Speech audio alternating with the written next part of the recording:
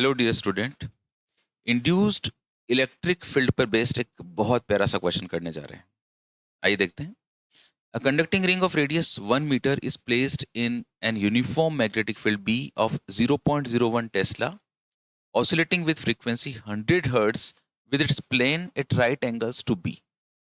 What will be the induced electric field? देखिए यार, induced electric field जो होता है ना, ये एक्चुअली इलेक्ट्रोमैग्नेटिक इंडक्शन का बिल्कुल बेसिक स्टेप होता है। मतलब जैसे जैसे फ्लक्स चेंज होता है, फ्लक्स के चेंज होने से इंड्यूस्ड इलेक्ट्रिक फील्ड प्रोड्यूस होता है और हमसे यही पूछा जा रहा है। तो सबसे पहले तो हम जो कंडीशन दे रखी है उसे एक बार इमेजिन करते हैं। देखो, एक आप ऐसे स्ट्रिंग ले लो और स्ट्रिंग के नीचे एक रिंग लगा दो यूं।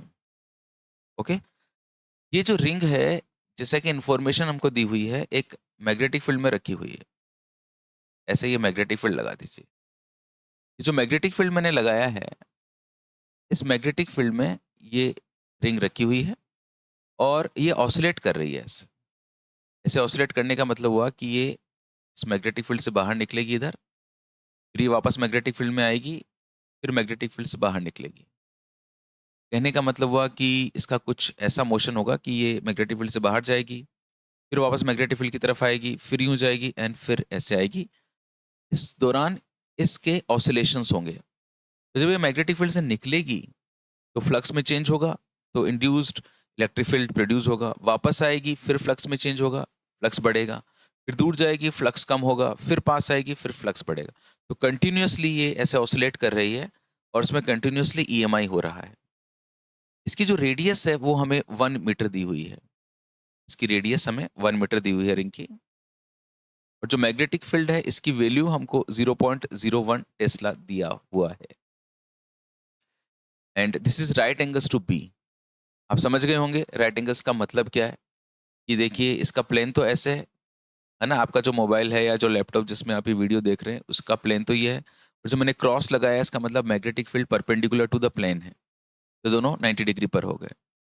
अब जैसे ही फ्लक्स में चेंज होता है तो इंड्यूस्ड इलेक्ट्रिक फील्ड प्रोड्यूस होता है। तो सबसे पहले अब मेरे को मैथमेटिकल पोर्शन पे आना पड़ेगा। मैं जानता हूँ कि इंड्यूस्ड इलेक्ट्रिक फील्ड का जो फॉर्मूला होता है, induced electric field is equal to होता है minus of rate of change of magnetic flux. And ये इलेक्ट्रिक फील्ड है, पोटेंशियल डिफरेंस है। इसको मैं close integration E induced dot D L vector से लिख सकता हूँ। ये मेरे पास एक फॉर्मूला है, ठीक है। एंड ये जो फॉर्मूला है, इस फॉर्मूले का हम लोग यहाँ पर यूज करने जा रहे हैं। इसे हमने बॉक्स में बंद कर दिया। ये फॉर्मूला हमारे काम में आने वाला है।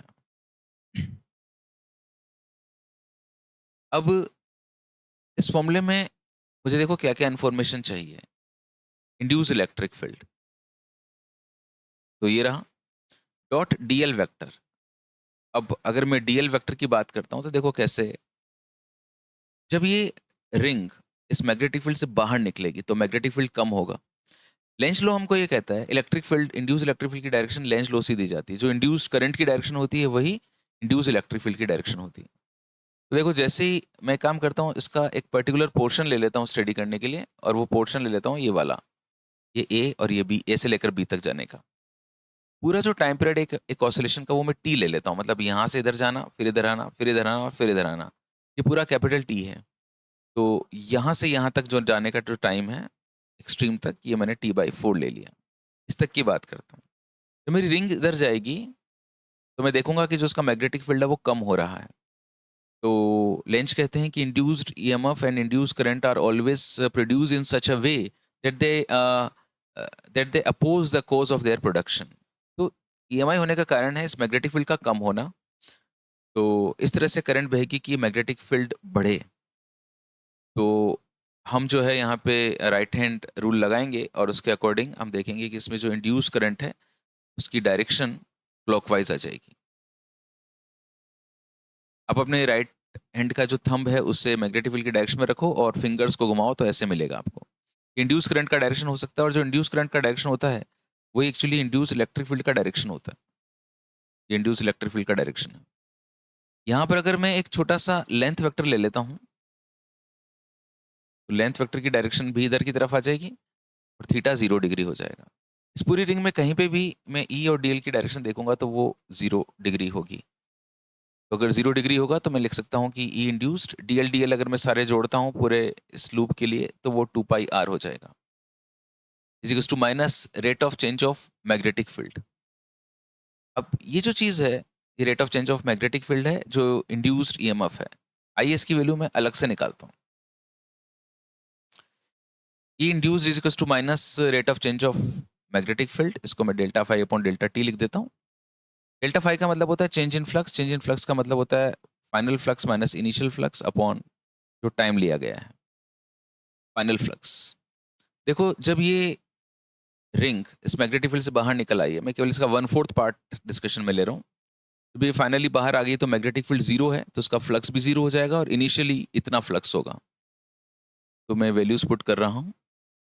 फाइनल फ्लक्स तो 0 हो जाएगा क्योंकि मैग्नेटिक फील्ड ही नहीं है, और initial flux P A cos theta हो जाएगा जिसमें थीटा की वैल्यू 0 डिग्री है, अपॉन डेल्टा टी बाहर तक आने का टाइम, माइनस और माइनस प्लस तो बी ए, और डेल्टा टी की जो वैल्यू है वो मैं T/4 पुट करूंगा।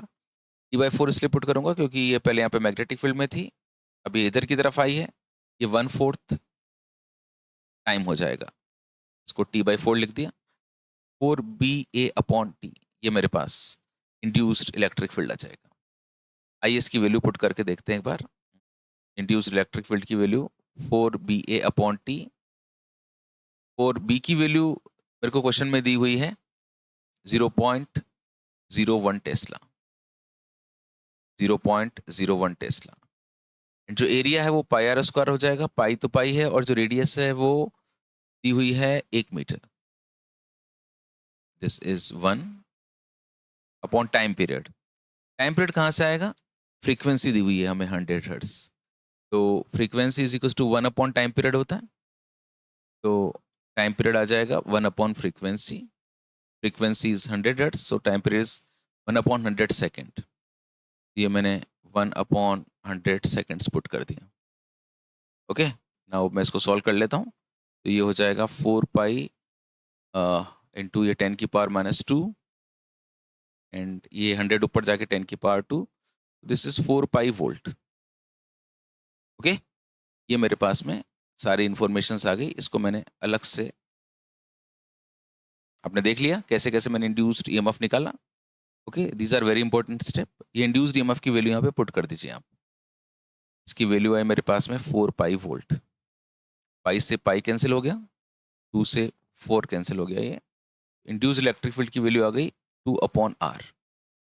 2 अपॉन आर जो रेडियस है इसकी वो 1 है, सो इंड्यूस्ड इलेक्ट्रिक फील्ड आ जाएगा 2 volt per meter. Induced electric field is 2 volt per metre.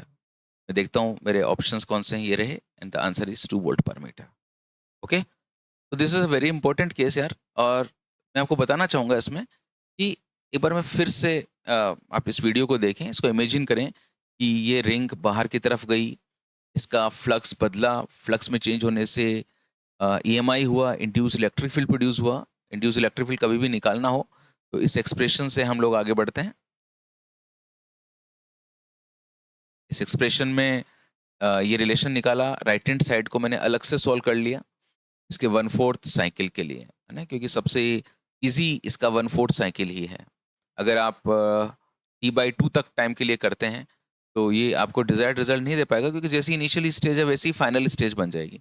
तो जहाँ एक बड़ा चेंज हो रहा है वो वाला पोर्शन लिया, तो मैंने T/4 टाइम को यहाँ पे कंसिडर किया इसलिए, एंड पूरा पूरा कैलकुलेट करके मैंने आपके लिए आंसर निकाला। तो इंड्यूस इलेक्ट्रिक फील्ड के क्वेश्चंस बड़े अच्छे होते हैं, इंटरेस्टिंग होते हैं। इन्हें एक बार थोड़ा सा अच्छे से समझना होता है और इमेजिन करना होता है इंड्यूस इलेक्ट्रिक फील्ड को। तो और मैंने ऐसे बहुत सारे क्वेश्चंस आपको प्लेलिस्ट में मिल जाएंगे, और मैंने बहुत सारी प्लेलिस्ट बना रखी है आप लोगों के लिए। Explore the playlist of APG की दुनिया, देखिए अलग अलग चैप्टर्स की, क्लास 11 की, क्लास 12 की, and you will really find a lot of questions and lot of concepts here जो डेफिनेटली आपकी सहायता करेंगे। तो मेहनत करो, क्योंकि मेहनत ही एक हमारे पास ऐसा टूल है जिससे हम वो सब कुछ पा सकते हैं जो हमने सोचा है। ओके, एंड इंसान तो बियॉन्ड लिमिट कर सकता है अगर वो चाहे तो। मेरी बहुत बहुत शुभकामनाएं हैं आपके सुंदर भविष्य के लिए। All the best.